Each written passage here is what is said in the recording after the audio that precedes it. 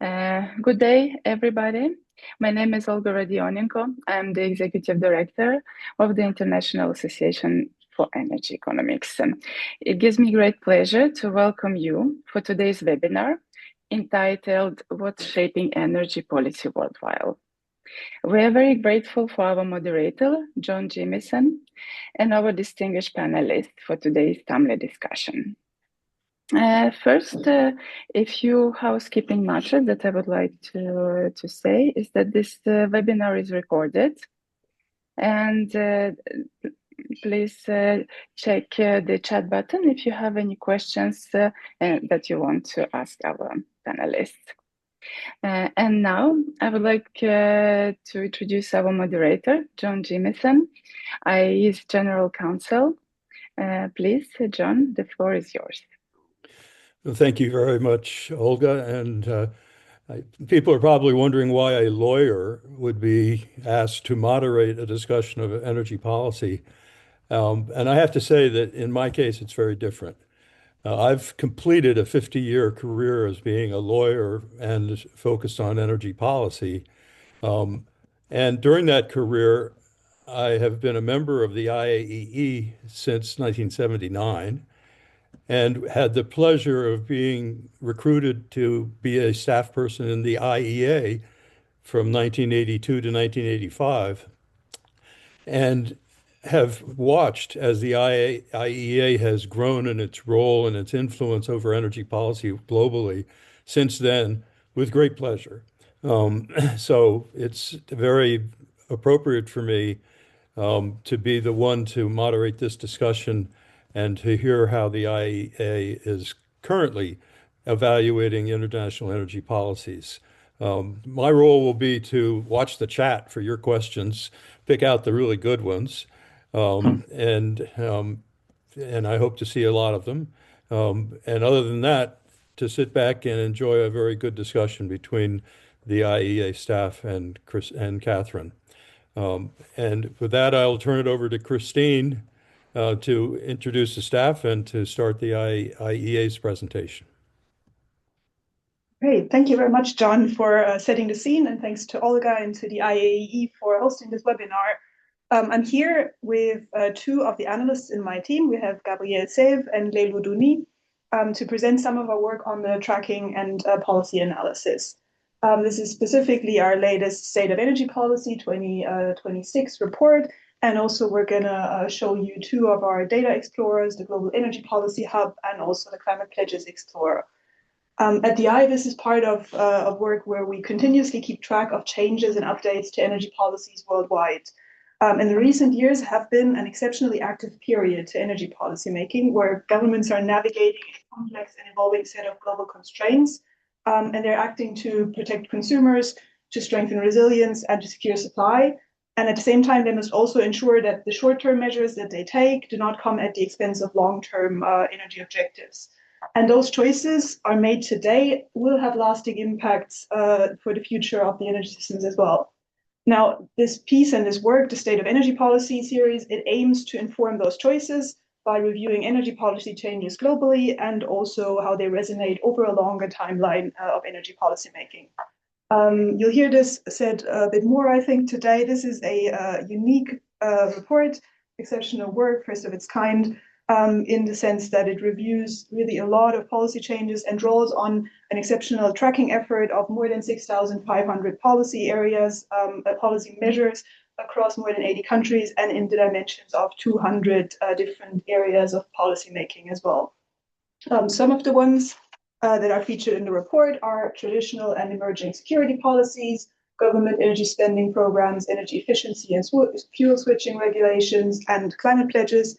In the report, which you can find on the website, we also have energy access policies. I believe we will not have time to get to that today, but feel free to reach out with questions on that as well. And without more introductions, I will hand over and leave it to our analysts to walk you through the main findings in detail. And I look forward to Catherine's comments afterwards and also to your questions from the audience. Gabriel, please go ahead. So thanks a lot, Christine, for this opening. I think one clear message that we have in this energy policy is really about energy security.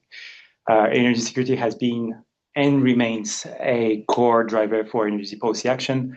And one core analysis that we have in this energy policy is around that. Since the first oil crisis in 1973 until Russia's full-scale invasion of Ukraine in 2022, emergency stockpile and measures to buffer oil and natural gas shocks have been put in place in a growing number of countries. More than 60 countries, representing 95% of global oil imports, now have oil stockholding requirement in place. And I really want to emphasize that these roots mainly in international collaboration. The International Energy Programme, which founded the IEA more than 50 years ago, grew to 32 members in 2025 and has proven to be crucial, with 6 oil stockeries since its creation, half of which in the past 5 years. Similar emergency measures have been also adopted beyond the program in many emerging markets and developing economies.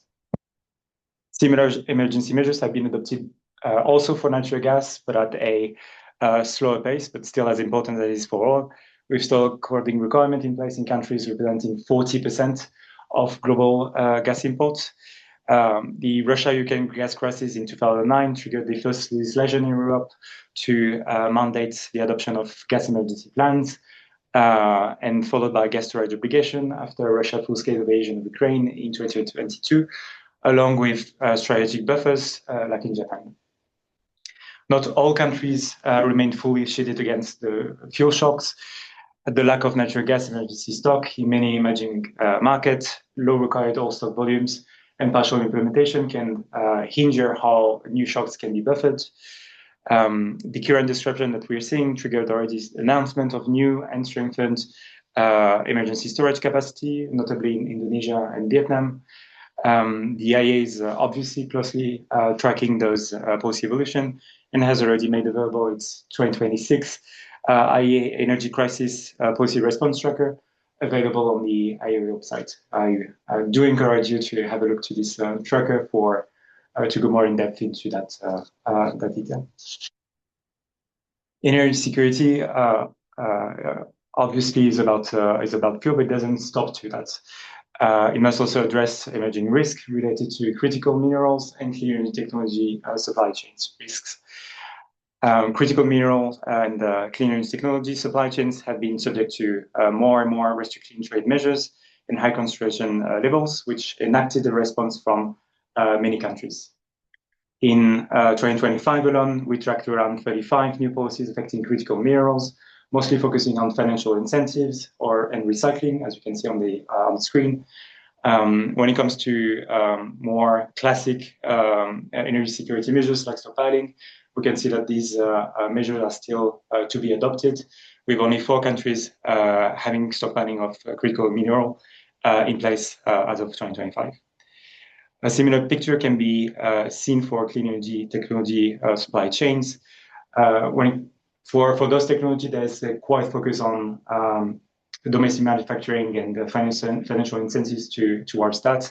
And what we see in the report is that in 2025, government budgeted close to $25 billion US to support domestic manufacturing of batteries, solar panels, electric vehicles, and semiconductors, and are foreseen to continue in the coming years.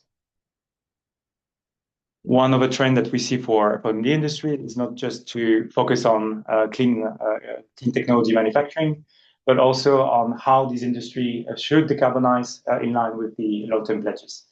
So, of course, we have some analysis on carbon pricing, and as of 2025, what we see is that more than half of industry-related emissions are now covered by a carbon pricing scheme, up from 15% in 2024.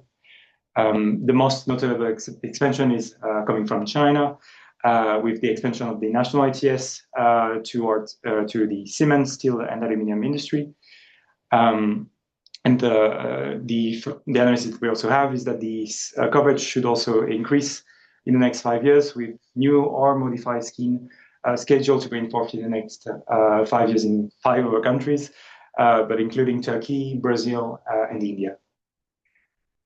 Another type of analysis that we also have for this is about free allowances. Free allowances remains a major tool for most schemes against carbon leakages and competitiveness. And effectively, carbon price felt on industrial emissions is by definition lower than the face value because of these free allowances. Including the consideration of these allowances, global average carbon price on industry is barely holding at $1 per ton of CO2 against $11 if no free permits were allocated.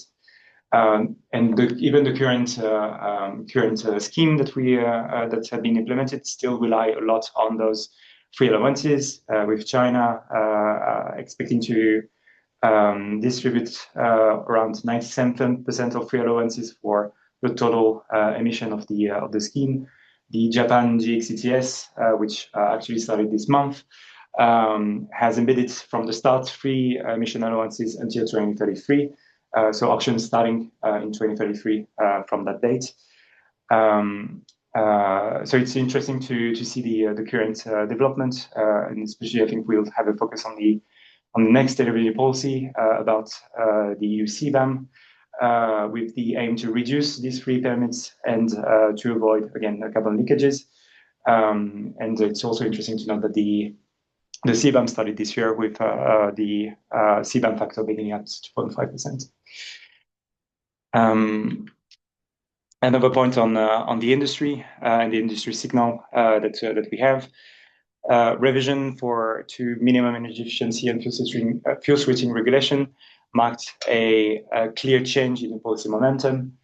In aggregate, about half of global energy demand covered by such standard have been subject to shift in their implementation, and more specifically, withdrawn, relapsed, or postponed legislation impacted 60% of this shift, with particular weight for passenger cars, with a reset of fuel economy standards in the US, but also a relaxed requirement for compliance, like in the European Union.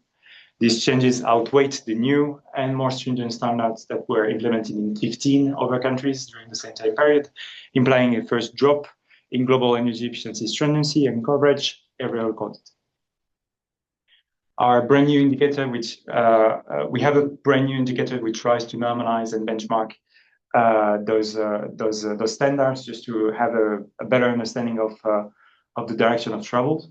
And this report is kind of based on three main points. So the first one is on the very simple policy tracking that we've been having over the past 2 years. So here I'm just showing with for industrial motors, just for easiness.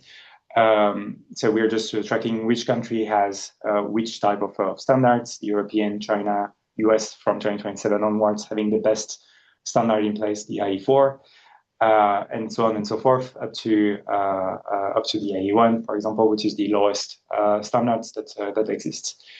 Then the second is trying to normalize those standards. So trying to have a normalization based on the best standard in place or globally. So in that case, that would be the IE4 when it comes to industrial motors. Even if there's more efficient motors that exist, the most stringent regulation is IE4. So this is then our benchmark for 100. And then the idea is to really try to have this analysis year by year, country by country, region by region, to have a global average for coverage and stringency on energy efficiency. So on the right hand side, what you can see is just a very simple snapshot of what we have in the database for the EU and the US. So the transition from IE3 to IE4 in the legislation. So it's a stated legislation. Then the translation in a indicator. So IE3 would be 80, IE4 would be 100. So 100 being the best standards, and then the last step being the weighting. So what we want to really also acknowledge is the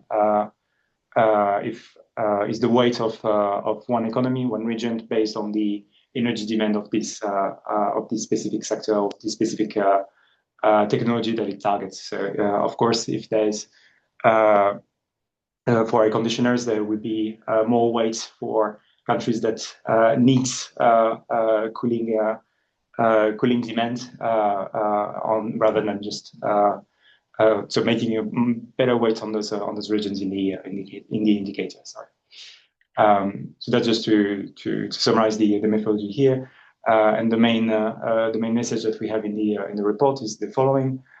So the signals, the energy efficiency signal globally have been increasingly steadily since the past over the past 20 years.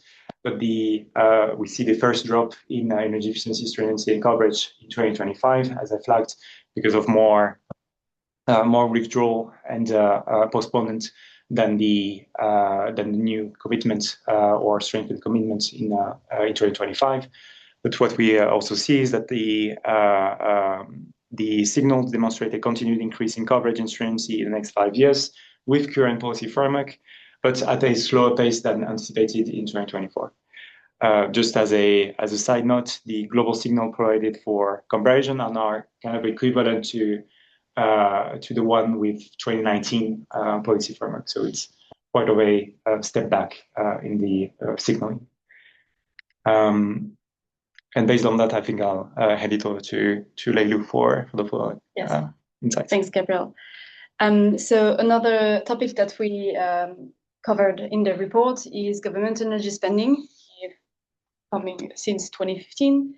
And what is striking that since 2015, government spending on energy has more than doubled, while other economic sectors saw more modest growth. General total expenditure rose by 1.4 times since 2015, which is less than government energy spending. And general total expenditure includes areas such as health, social protection, and education that follow kind of the same trend. While down from a peak in 2023 in the middle of the energy crisis, spending reached 405 billion in 2025, which is a significantly elevated level, twice the one seen in 2019.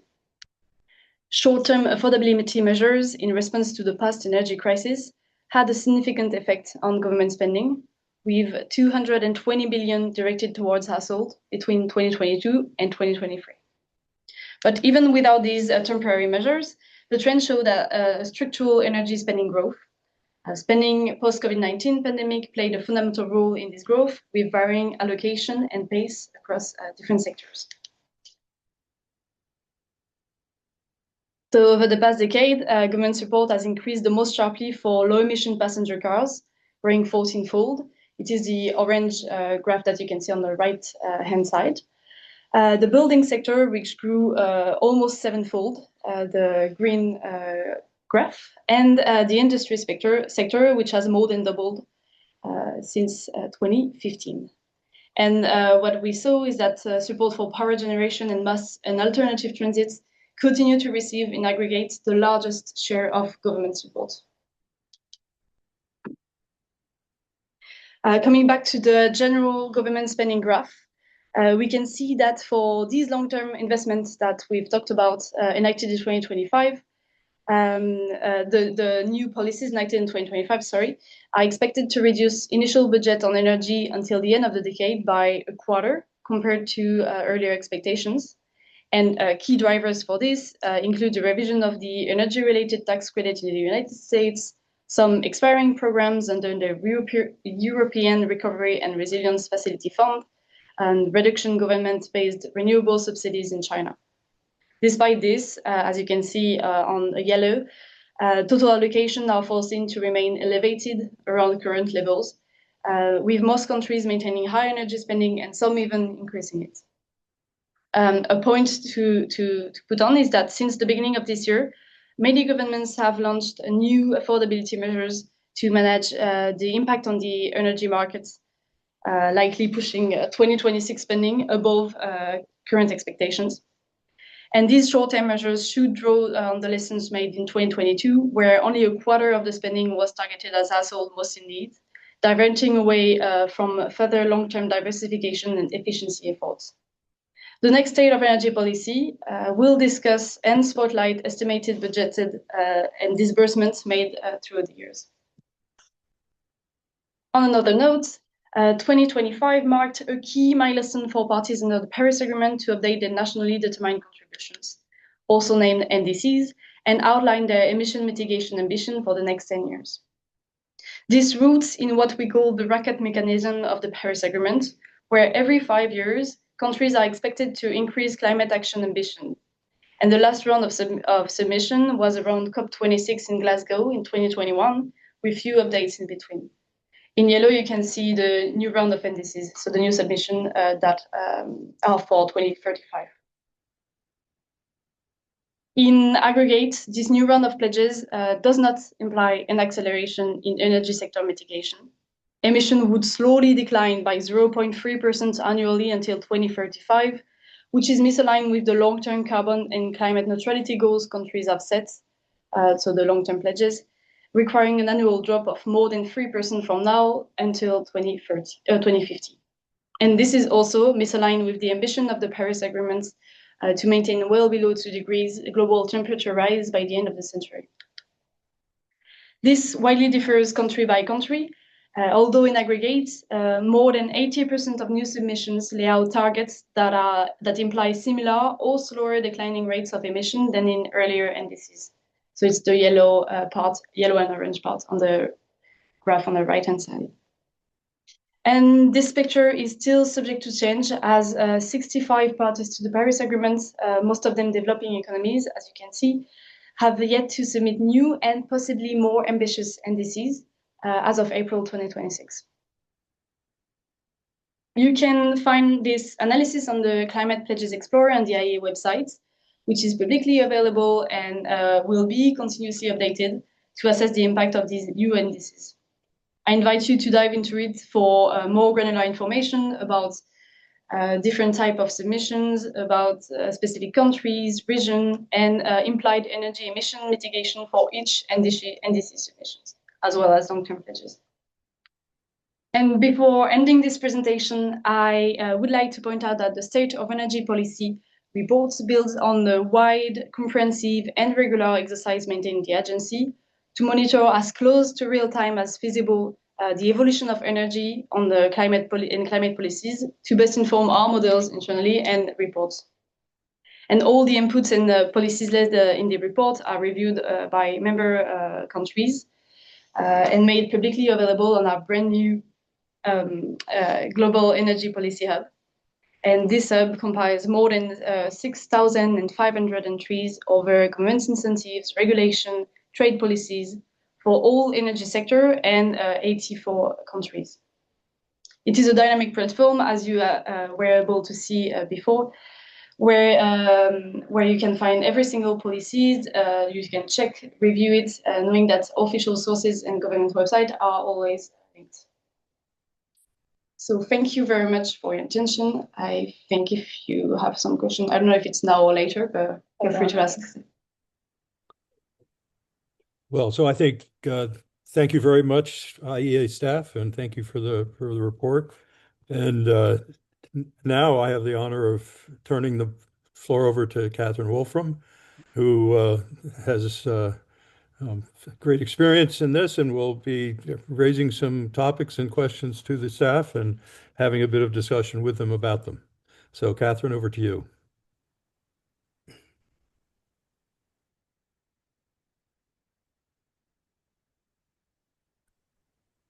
Wonderful. Thanks so much to John. Hopefully everyone can see the slides in full screen mode. Does it look okay? Great. So like John, I have been a longtime fan of the IEA, never worked there myself, but I often find myself on the IEA website either on purpose because I'm looking for something that I know will be there, or not on purpose because Google or now AI sends me to IEA. So I just want to emphasize it's a hugely valuable resource that they've created. So congratulations to Christine and the team for putting all this work together. I think it's valuable to researchers. Just having data compiled in such a systematic way is something that's a real boon for researchers. Also, I love the visualizations. I think that there's real talent there in how they're displaying the data and communicating. And so I myself often find myself using IEA charts in my teaching and occasionally on social media. So recommend that this report, along with many others, I guess the one kind of question there is whether on a technical level, the Energy Policy Hub will be searchable and something that AI will find. I think that's the way a lot of people are looking for information these days. So valuable if that's the case. Okay, so what I wanted to do is spend my time as a discussant highlighting 3 of my favorite charts. Not to minimize some of the other important information in the report, but just to highlight some of the messages that I think stand out particularly.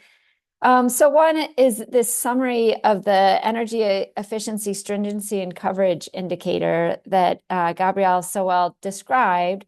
So this is the summary chart that he put up showing the decline in the energy efficiency, stringency, and coverage from 2024 to 2025.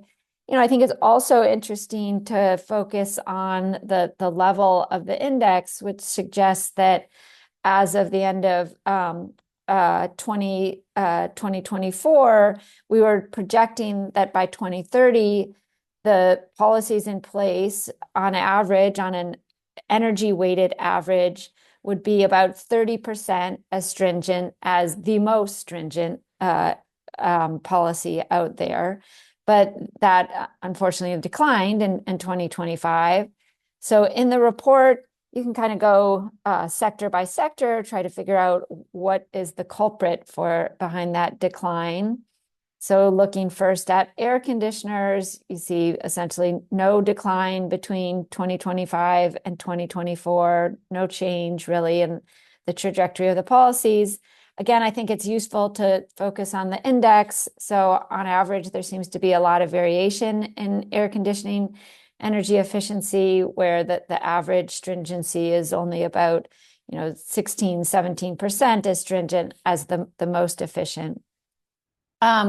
Industrial motors, again, in terms of the 2025 versus 2024, there's a similar really lack of change. But industrial motors, there seems to be a lot more convergence across countries, and on average, countries are almost 60, 2/3 as efficient as the most efficient policy out there.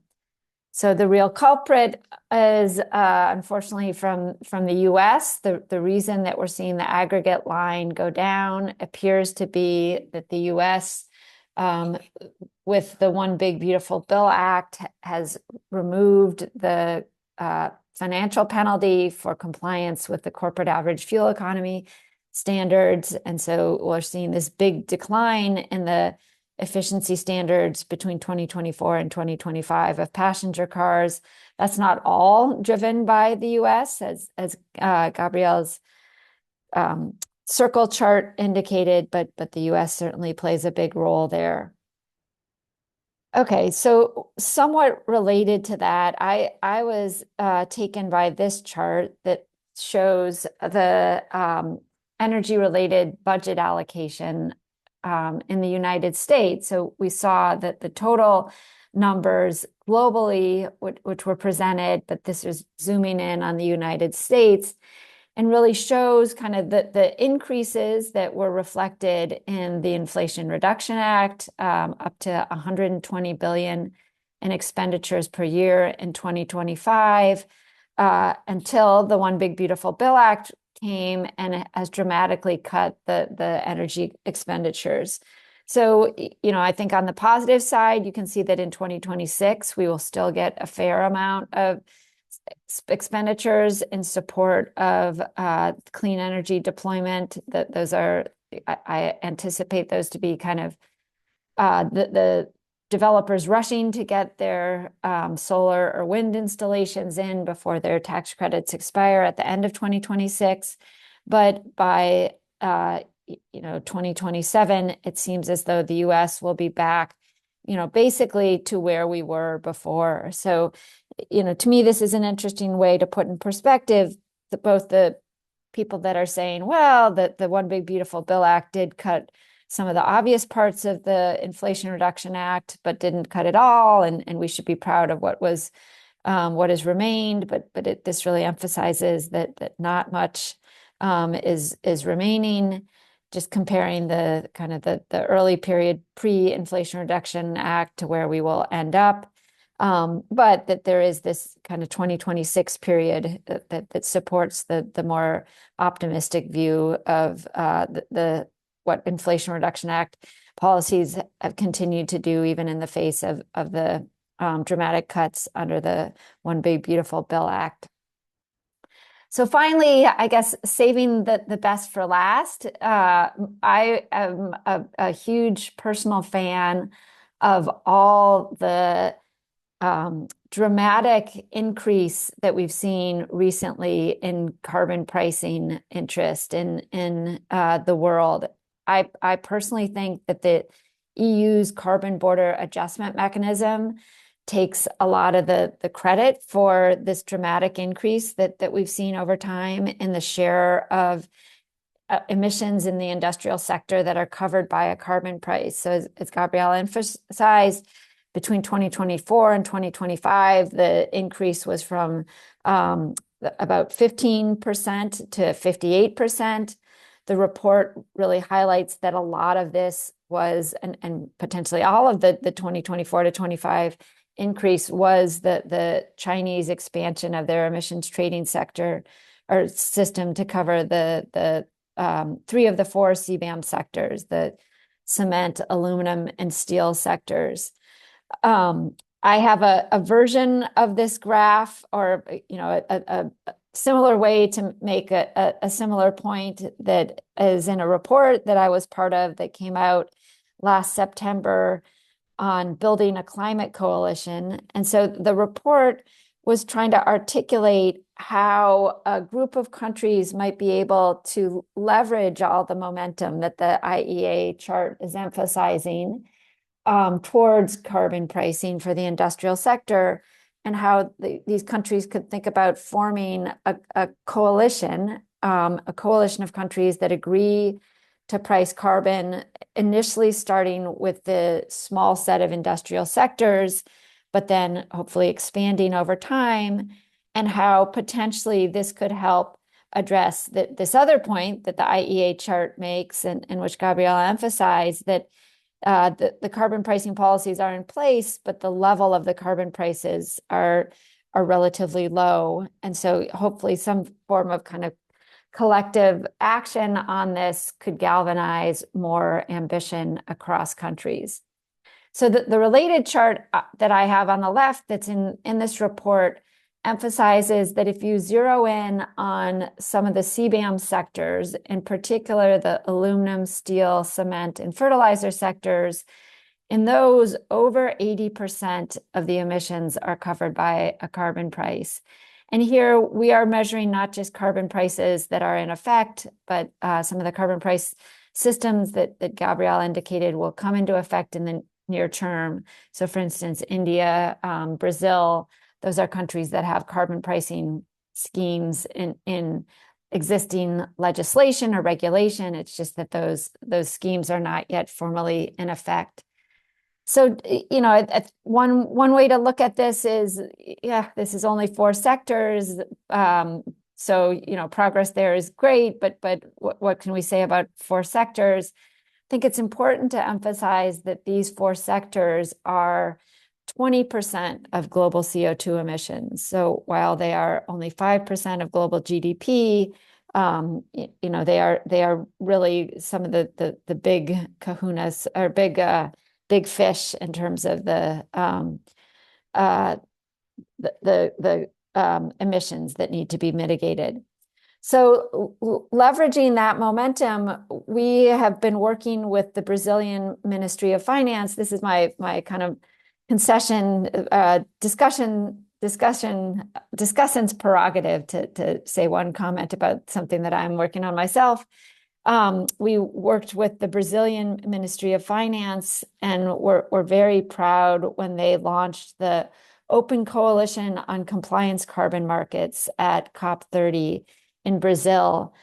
This is a coalition of countries that are interested in carbon pricing, interested in compliance carbon markets, and harmonizing their carbon pricing approaches. That the leaders agreed to a declaration that articulated an ambition of long-term having fully interoperable carbon markets. So I think this is something that's extraordinarily exciting and something that I will be watching closely. So over here, this is von der Leyen's endorsement of the Open Coalition on Compliance Carbon Markets. This is also something that the Chinese leaders have signed on to. An important set of countries that represent about 40% of global emissions are members of the Open Coalition. It's also a set of countries that represents good geographic variation and good variation by income level of the countries. So let me just close by reiterating my thanks for all the work that's gone into this document and all the work that's gone into so many other useful IEA reports. And I look forward to the conversation. Thanks so much. Well, thank you very much, Catherine. That was a very erudite response and takes us into some great directions. And I think first I should ask the IEA team if they want to offer any comments or responses to what you've pointed out, especially on carbon pricing. No, I want to thank Catherine for the very nice discussion, and I do note that the visuals that we're doing are very important and for students and sharing messages. Now on carbon pricing in particular, I think it's the last slide that you've been sharing is really interesting and insightful for the next year to come, and especially on the streamlining of how those compliant markets are being shaped, because as of now they are a multitude of schemes that are all different with different parameters, very complex, and again with references a scheme that can be benefits, and there is a sort of a trend with more countries going towards a cap and trade system, which is already a good step, moving away from those energy intensity, emission intensity scheme that used to be China. China is considering those cap and trade, this cap and trade system for beyond 2030. So I'm really looking forward for the discussions on both at the UN level, but also with a smaller group of countries for advancing those streamlinement. Terrific. I think another thing that certainly needs to be pointed out is that we have just had a terrific discussion about energy policy, and no one has yet mentioned that we are currently in the throes of perhaps the greatest international energy crisis we've ever experienced. I think even Fatih Birol, executive director of the IEA, said that the current disruption in the Persian Gulf probably has greater effects than the one in 1973 that effectively led to the creation of the IEA. And I just want the audience to understand that obviously the report you've heard the analysis of from the IEA was all written well before this happened, and that the policy changes that are likely to result from the current crisis will quickly be analyzed by the IEA going forward. But obviously they have not occurred yet, and so are not part of the report today, nor our discussion.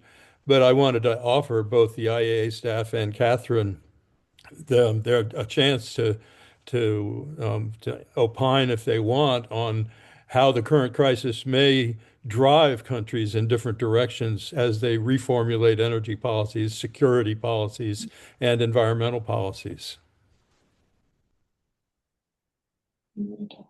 Oh, yes, sure. Well, thanks for that comment.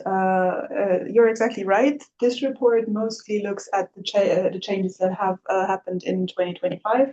So anything that has happened since would not be a part of the report yet. I mean, Gabrielle and Leilu already during their presentation sometimes have alluded to how we would expect future changes possibly to affect the analysis, but eventually you will only know really what happened when the next edition of the series comes out next year. In the meantime, we are, of course, as the International Energy Agency, also tracking current responses. You actually find trackers of current responses on the website as well. And you will see new pieces of analysis and certainly also new comments coming out throughout. So this is something we're looking at. It is not part of this more comprehensive overall analysis yet. Yeah, I'm just following the news. It does seem like the IEA's next version of the report will have a lot of new policies to react to coming out of the war in the Middle East. So to me, that does raise one question about what counts as an energy policy. So, we've been reading about countries implementing price caps to protect consumers, countries getting rid of fuel taxes or talking about getting rid of fuel taxes in some cases. But then there are also things like the work from home. So does work from home, does that count as an energy policy? I guess where do you stop? Where do you draw the line?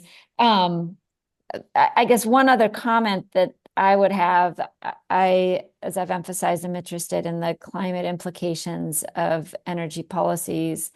And so I see kind of two things coming out of the conflict in the Middle East. One is positive for the clean energy transition, but one I think is distinctively negative for the clean energy transition. On the positive side, you're definitely seeing more interest in renewables, in electric vehicles, not just for the environmental benefits, but for the energy security benefits. So hear a lot of talk about countries interested in wind and solar because you cannot weaponize the wind or the sun. Hearing some discussion about countries reverting to coal because of the energy security. Coal seems to be much, much more ubiquitous than gas or oil, so that's unfortunate.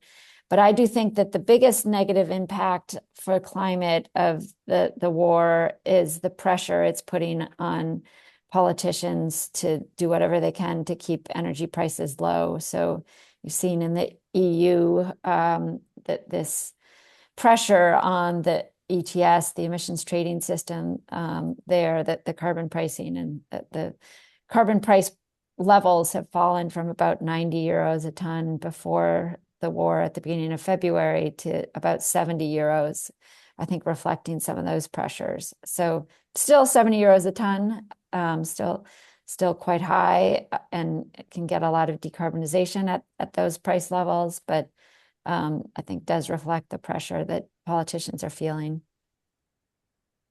Great.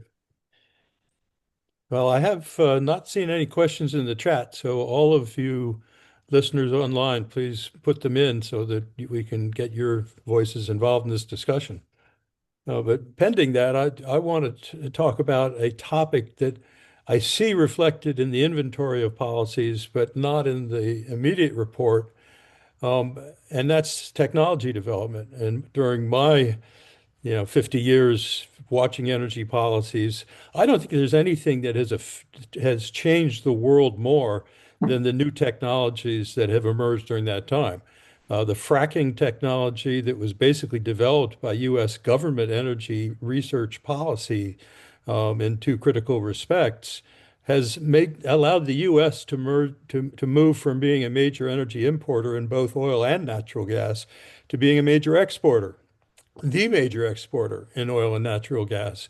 And the governmental technology policies were very involved in the improvement and cost reductions for both solar and wind technologies. And of course, are focusing on trying to revive the nuclear industry with new and different technologies, but that has yet to reach fruition. So my question to the IEA staff is, was there not enough change in 2025 for energy technology support in government policies to make it an element of the report, or you just didn't have room or time to cover that in addition to all the things that you had to cover because they were so topical? No, we had to select at some point too. not to drown people into topics. I think the jokes aside is that the innovation and the technology part is covered in publication that were actually published few days, weeks rather before the study policy. So we try to not to have duplicating messages around that. When it comes to innovation, I would incentivize colleagues in the audience to have a look to the state of energy innovation. Very similar name as the state of energy policy, but just on innovation.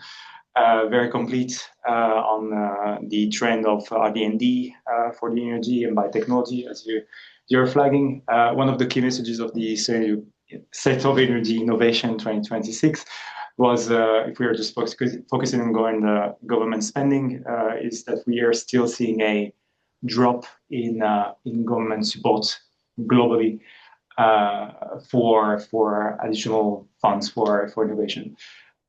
Which is, as you're saying, a thing that we are obviously rather pushing towards at the IEA. It's one of the mandates that we have since our creation. We're talking about energy efficiency, energy security, and innovation. So of course, seeing this downturn is not a good signal. At the same time, I think there's an interesting trend, somehow kind of related, but indirectly, more on the scheme to develop those new technologies. When it comes to renewable, for example, there's been in the past a lot of price schemes around like feed-in tariff, very generous but also costly for the consumer or for governments to put in place and to try to give enough signals for those technologies to develop and to expand. What we see is that with this very impressive drop in the cost for solar and wind as well, there's a clear shift in the policy momentum and the policy way to design for those technologies to try and just have more market-based instruments, so less of a position from governments towards more like auctions, but also contract for differences. There is very interesting elements like in the UK. We have a nice analysis in the case study on the UK contract for difference scheme in the report, which I invite you to have a look. But so there's a lot of interaction between and I fully agree that the innovation is not going in the right direction. But at the same time, there's some technology that are now at a level that are very low that also allow government to step down somehow. I don't know, so continue on that. So, Catherine, if you have anything you'd like to comment on in terms of the role of technology development and energy policy changing and imperatives, that would be fine. Yeah, no, I agree that it's played a very important role. I think just thinking back to 2010, no one would have anticipated the declines in prices for solar and wind that we've seen, and just seeing how important those have been to driving progress in decarbonization. And yeah, it's a complicated task to try to draw the link between the policy and the eventual declines. I've seen people attribute some of those declines to the solar deployments in California initially, and then in Germany, the final like real cost decreases were driven by Chinese technology. There's a super book on this topic by Greg Nemeth from University of Wisconsin that I would recommend to people interested in that topic. Yeah, and I do think going forward, the interest in both energy security and decarbonization is likely to drive future technological change along the lines of the nuclear and maybe advanced geothermal, some of the technologies that are complementary potentially to wind and solar. So definitely something to look into, to keep track of. The report does focus a lot on energy efficiency, and that's an area that I worked on a lot, both on the Hill in Congress and in my own private work. And the thing that's always struck me about energy efficiency is that you have relatively little private sector profit motivated involvement in promoting energy efficiency per se in technologies and such. And a lot of the progress in energy efficiency has been driven by governmental policies, both from incentives and standards that are set to achieve energy efficiency, particularly in the EU and also in the US. And that you highlight the example of motor vehicle efficiency standards in the US and sort of suggest that dropping them means that the car manufacturers are going to stop making more efficient vehicles over time. I'm not sure that's the case. But I think my question is the change in projection of energy efficiency. Do you see examples in policies or in countries where the private sector has become the driver for greater energy efficiency to the point that you don't need government standards and incentives as much? Or, in fact, is it simply the concern about government nannyism, government intervention in markets that the government has no real business in, that is leading countries to reduce their energy efficiency standards in the assumption that the private sector will maintain and perhaps improve energy efficiency? It's a very interesting question. I think your point, you get a right point where I think government measures and policies are here to try and have an effect on the markets towards the direction where they want this to go. So that's why we are putting a cap on price, because we don't have the signal based on in the market, and we want this to be rightly reflected in the transactions. What we seen from our perspective, but I'm not an energy efficiency expert, so I don't want to say something completely wrong. But for most, if there's there's a lot of energy efficiency standards currently for air conditioners, for cars, for industrial motors that are currently on the market that are very efficient, but that are just very, very few of them. We have an energy efficiency market report that is here and trying to make this comparison, and I would also invite you to have a look to this. So what we see is that most of the sales are still remaining on those low energy efficiency categories, and that's where a MEPS is sort of needed in 2 points. First one is really to put a minimum energy efficiency standard on those elements from the start, but it's also here to provide a long-term signal to the industry, and that's something that we try to show in the report and also in the slides. The change in long-term signals is not something that is something critical.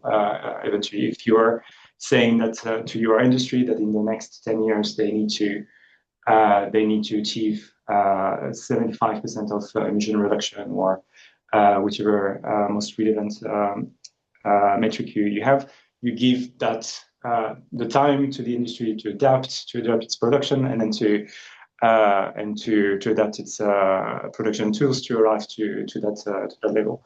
If you're changing the regulation every year based on the different politics that you like to, the signals are very are not there anymore, and we arrive to status quo. That is not really the end goal. So I'm not really sure where I'm heading towards. your point here. And maybe I don't know if it needs clarifying, but it could be a clarification also to how you ramped up the question. So the analysis that we have in the report really just shows the development of the mandated stringency for energy efficiency. What is not in this part of the analysis is what energy efficiency really results from that in the end. Gabrielle already pointed to these other pieces of analysis that the agency points out. They are more enlightening on that. But when we sort of in this graph have this decline, that's for now, we're just factually showing the decline of the mandated stringency. And it's up, well, on the one hand, time will tell. And then, of course, there's some interpretation as to what that means for the actual energy efficiency levels that we see. There is, of course, all these effects that, well, if you mandate less, it's likely that people will not feel so motivated to adhere to a higher standard. But at the same time, we also have effects in the vein that some of those appliances and things that are sold in order to consume energy are traded in global markets. So if we find one market unilaterally lowering standard, it might well be that for reasons that they don't control, they might still be supplied with appliances of a higher stringency that they didn't mandate themselves, but they were available to the consumers there. And where exactly we're going to land between those forces, at least the analysis that we have done in this piece so far doesn't really show that. We have other analysis that looks into these things, and then in the future we're going to know more as to what, for example, the rollbacks that we see for passenger cars, what they're going to mean for the energy sector globally. Well, thank you. We're rapidly running out of time, unfortunately. We finally have our first question in the chat, and it goes to Catherine. Catherine, I don't know if you've seen this, but it says, do you think that sanctions today are moving more towards shaping behavior rather than just restricting trade?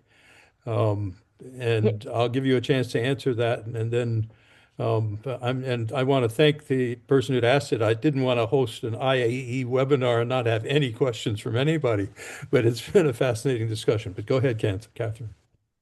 Yeah, I saw that question. I think that's a fantastic question, and I would kick it over to the IEA staff and ask if subsequent versions of this will include sanctions as a policy, since so many of them over the past year, especially since the Russian invasion of Ukraine, but even going back to sanctions on Iran and Iraq have involved energy. So is there a decision that sanctions do not constitute energy policy, or might a future version include sanctions? But I guess to answer the question directly, I do think that policymakers are becoming smarter about using sanctions. And yeah, I think they're obviously not having like the intended effect. We're still seeing wars and seeing conflicts persist, but I do think that they have moved in the direction that the questioner suggests. On the IEA side, we have our own trade modeling that doesn't take into account any type of tariff and non-tariff measures. So when it comes to ban and licensing and quotas, so when there's been these packages of sanction from the European Union, of course this is included in our analysis. I think the wider interest in the energy technology perspective, which is the main component where this analysis is more on the clean energy technology supply chains. So really those exchanges between for solar PV, wind turbine, and so on, where we had our focus on, but of course those wide packages of sanctions are considered in the modeling. Well, thank you very much. I know that we are basically out of time, and I wanted to thank the panelists very much, and thank Catherine very much, and thank the IAEE for the opportunity to host and to hear this. I think the IEA is doing a fabulous job trying to stay ahead of a very tumultuous time in energy markets and development and such, and more power to them. And So with that, if there are any final comments from either IA staff or Catherine, I'm going to turn it back over to Olga to talk about what's next. Olga, I think it's up to you. No. Okay. Well, thank you. Thank you very much, Professor Wolfram. Thank you very much, John, for moderating the webinar. And we thank also our distinguished panelists for a very timely discussion. The webinar will be available on our website, and I officially close the webinar. Thank you all for attending, and goodbye. Thank you. Thank you. Take care. Thank you. Thank Signing you. off.